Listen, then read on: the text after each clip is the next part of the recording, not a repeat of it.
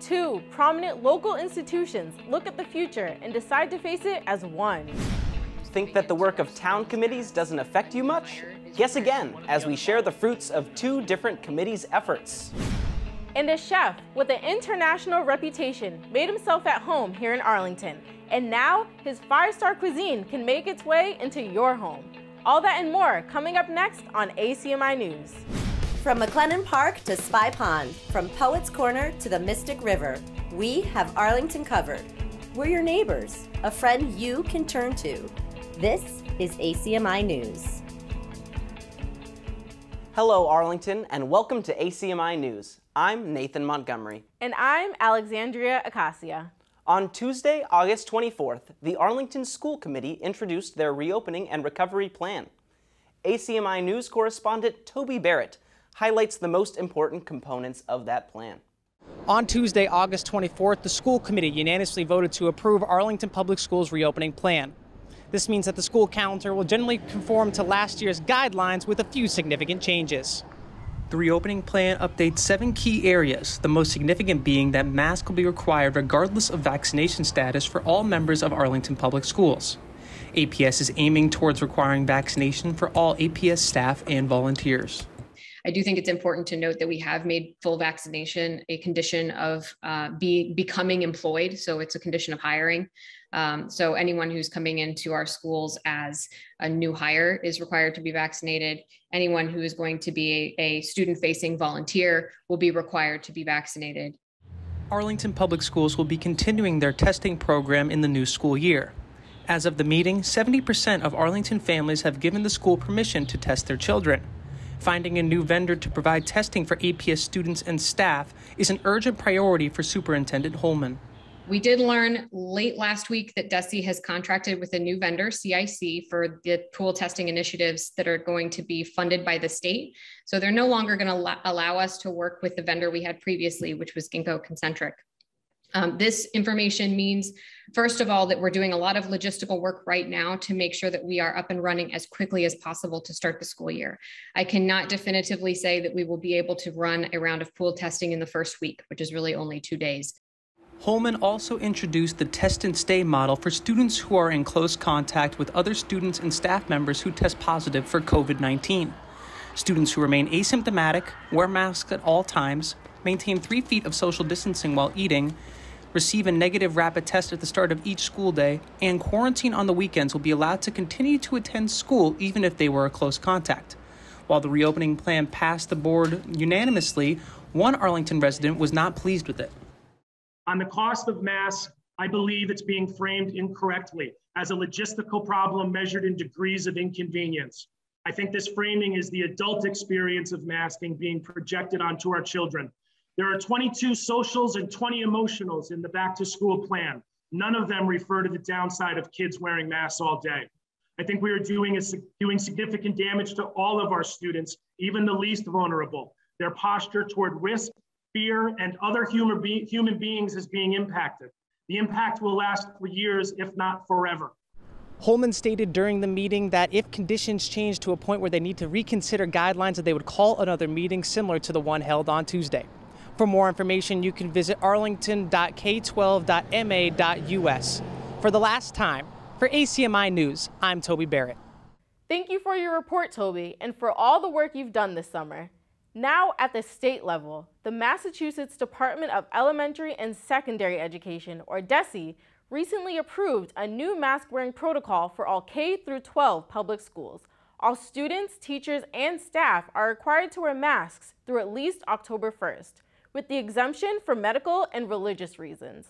Along with the mandate, the Board of Elementary and Secondary Education is aiming to reach at least 80% of vaccination rates for all schools. That rate conforms with what the FDA says is necessary to achieve herd immunity. The second and ultimately more important issue is to reinforce the importance of vaccinations and to create incentives for school communities to get all their eligible students and staff vaccinated as soon as possible. As the governor and all the state and national public health officials have said, the only way we're going to get over this, and the only way we're going to be able to put COVID behind us is through vaccinations. With the FDA's approval of the Pfizer vaccine, the board predicts that vaccinations will increase among students and staff. This is the first mandate of its kind issued by the state agency in response to the increase in the Delta variant cases. One of the results of the public conversation Arlington has been engaged in for several years about police and the community was the creation of a committee to study the idea of creating a civilian oversight board. We recently caught up with a member of that committee, Sanjay Newton, who explained several options they are looking at for how such a board would operate. I think a lot of people sort of think of the investigative model of oversight when they think of civilian oversight, right? Somebody has a complaint and they bring it to this body, and that body does a full investigation and makes a recommendation, and and that's what people have in their mind for civilian oversight of law enforcement, and that is one of the models that's out there. But there are others, and so one of the other models is a review model, and in that sort of model, there's a specific focus. There is still a specific focus on individual complaints, but the review body itself doesn't do the investigation, right? The internal affairs or professional standards, different departments call it different things, would still perform the review, and then this body would look afterwards at that review and say, oh, you should go back and talk to this person more, or make sure that the review, the investigation matches the community expectations and community standards before any sort of final recommendation was made. And there are a lot of, this is functionally how Cambridge next door operates, and there are a lot of other communities that operate on that model as well. One of the other models is an appeal model. And so, this one I think is fairly self-explanatory, right? You go through whatever existing complaint or formal process exists. It's still, again, focused on individual complaints, but then you can appeal. If you as the complainant are not happy, you can appeal to this body. And also, if a law enforcement officer was not happy with the way their disciplinary hearing was held, right, they could appeal to this board. I'm escaping my mind. I believe Brookline has a model somewhat like this, in that they have an ability to appeal to their select board when people feel that the process didn't happen the way that they wanted to. And there are other places nationally that have that sort of model. And then the sort of last one that we haven't covered is an auditor or performance model, right? And there are lots of places that have this, and this is less focused on specific complaints, right? This is much more focused on understanding how is our police department functioning, what sort of policies and practices do we have in place. It spends a lot of time, this sort of oversight often spends a lot of time gathering and interpreting data, right? Either publishing that data publicly or using that data to then provide feedback to whoever is making decisions about policy, about training, about investigative processes and these sorts of things, right? And then we alluded to it earlier, but no two boards across the country are alike, right? Even ones that say they fit in one particular model often have bits and pieces. And, that's one of the things that we've really learned is that, the local context is what's most important here, and understanding what Arlington needs and what's going to work in Arlington, and then, picking and choosing the pieces from all of these different models that could work for Arlington is really, I think, some of the upcoming work of the committee as we move forward here. Sanjay was quick to point out that the committee has not yet made any decisions around what they'll recommend, but reminds people that they can keep up to date with the committee's deliberations by watching their meetings on ACMi or by going to the town's website. Two friendly Arlington rivals are now joining forces. Shattucks Hardware is purchasing WannaMakers. WannaMakers Hardware was founded in 1923, and owners John and Mark WannaMaker were quoted in the Arlington Advocate saying it's time to enjoy the other side of life. Shattucks is keeping both the WannaMaker location and staff intact, but will rename under Shattucks branding. John Wheatley III, who owns Shattucks, said it made sense to buy the WannaMakers store both as a business and real estate investment. Mark and John will be at the WannaMakers through the first week of September to greet and say goodbye to customers. We want to thank the WannaMaker family for being an Arlington staple for almost 100 years, and we are excited to see how the merger goes. In more sobering news, we're sad to report that a second fitness center in Arlington has closed due to the pandemic. On August 19th, Upbeat Cycling posted a letter on their Facebook page announcing that they will close their doors forever on Sunday, September 12th. In the letter, the owner said, quote, "The sustained effects of COVID and now the emergence of the Delta variant has prevented a rebound in demand for indoor group fitness. The result is that our business model is fundamentally altered, and without an end in sight, it simply isn't feasible to remain open. Upbeat will be open for normal classes until the 12th of September. This comes after Black Crow Yoga Studios permanently closed their doors on August 15th. A sweet summer staple from Rhode Island has extended its reach all the way to Arlington from its home base in Cranston. And the middle of our fourth heat wave of the summer seems like the perfect time for them to make their brick and mortar debut in the greater Boston area. Senior news producer Anim Osmani paid a visit to the newest business to see what's good in the neighborhood. Moving on from push carts in and around Boston, Del's Lemonade officially opened its first brick and mortar store in the greater metropolitan area right here in Arlington on August 24th. It's been a long process, but we're finally happy we're here. We picked a beautiful day for it, even though it's late August, but we're looking forward to being in the community. Del's Lemonade was originally slated to open in the late spring or early summer, but it had to delay its seasonal arrival due to construction and installation issues. Although a refreshing frozen lemonade would have been ideal in the hottest weather, there are still some summer days left to enjoy.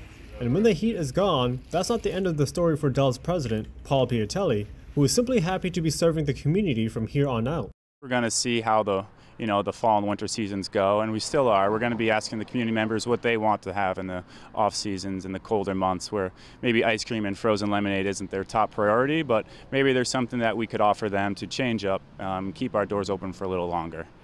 For the time being, Del's Lemonade offers its famous refreshers, sweet treats and eats, and fair-style food. Many Arlingtonians may already be familiar with Del's from seeing their push carts at many community events in the past. Paul will like to establish a presence in this town before expanding the business beyond this area. We're hoping to maybe bring us to another community soon, but for now we're happy with where we are.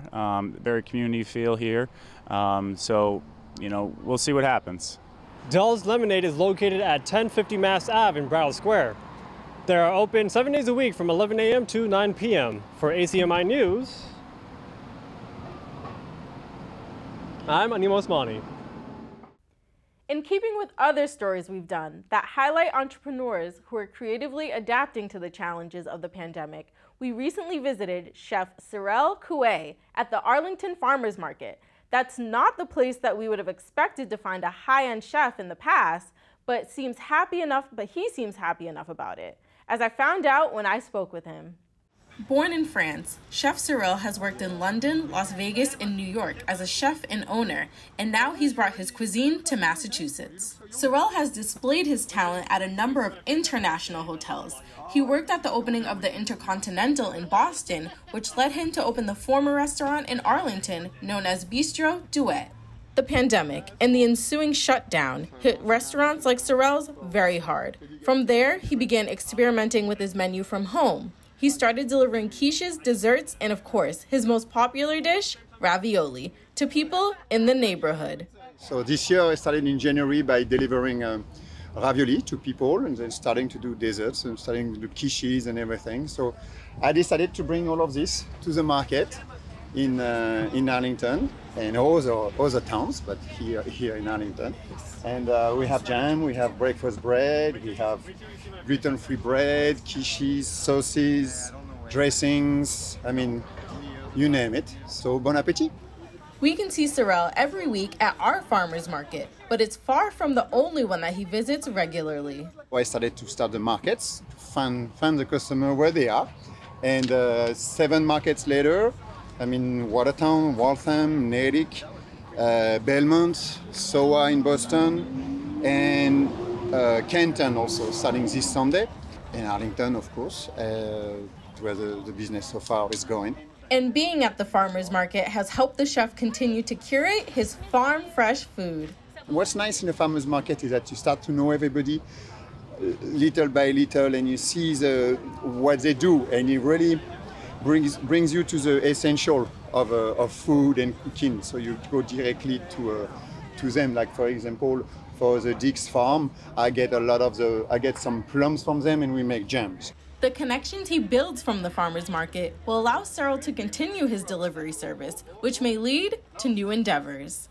Still doing the delivery on Friday. I want to stay connected with the delivery business, because I think during the winter people's gonna go back to maybe ordering a little bit more, and then we see where it takes me. Maybe one day a retail store, maybe another restaurant eventually. You know, we'll see where life takes me again.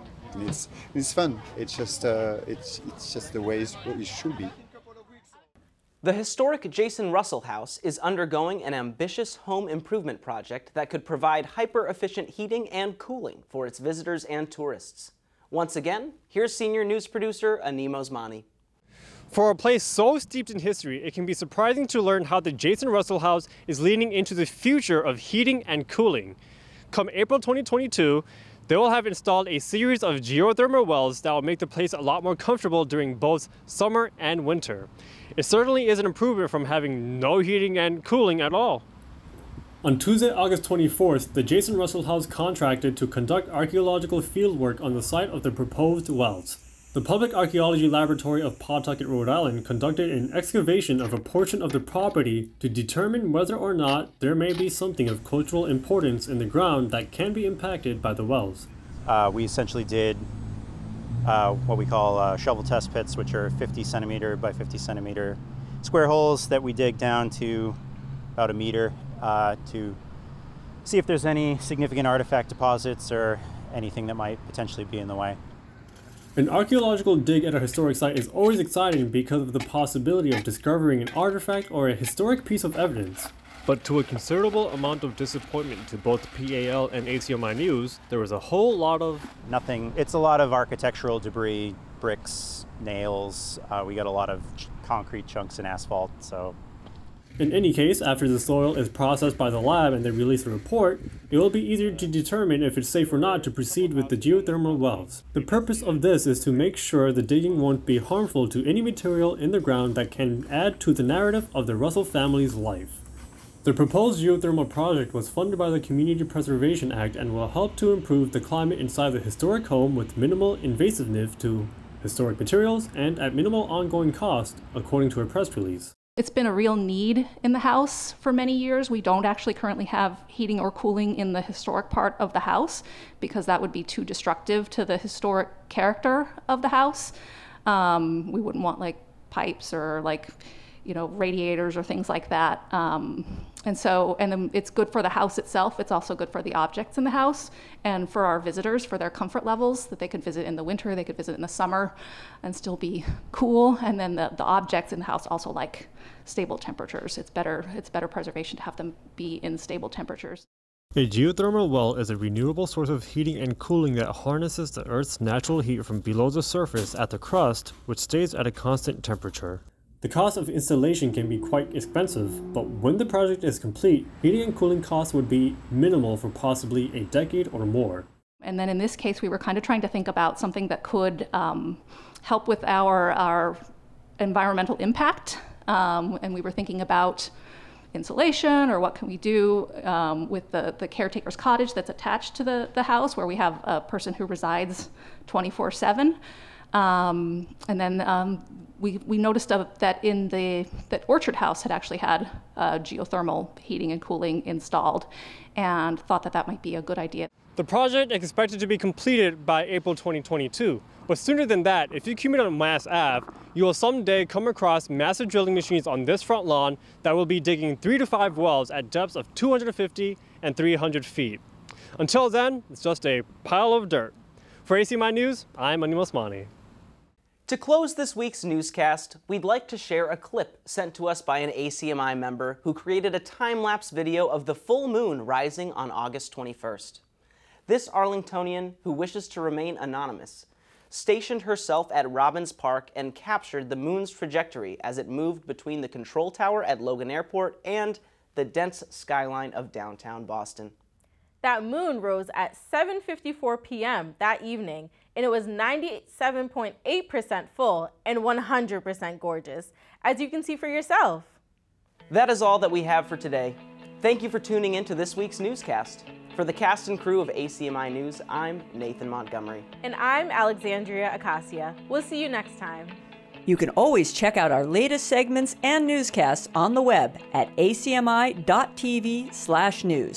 And don't forget to like us on Facebook and follow us on Twitter and Instagram at ACMi News. Make sure to subscribe to our YouTube channel as well. You'll find us at youtube.com/ACMi News. If you have any news tips for us or wish to become a citizen journalist, we'd love to hear from you. Email us at news@acmi.tv or stop by ACMI Studio A at 85 Park Avenue.